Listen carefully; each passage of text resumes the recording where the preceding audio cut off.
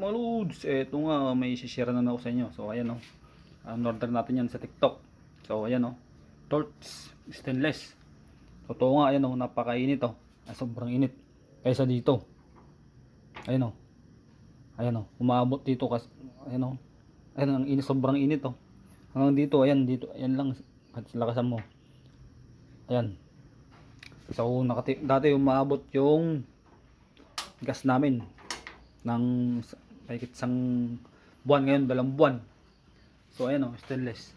In-order ko sa TikTok, 63 pesos lang. So subukan nyo guys, umorder na kayo. So ayan o. So ito nga.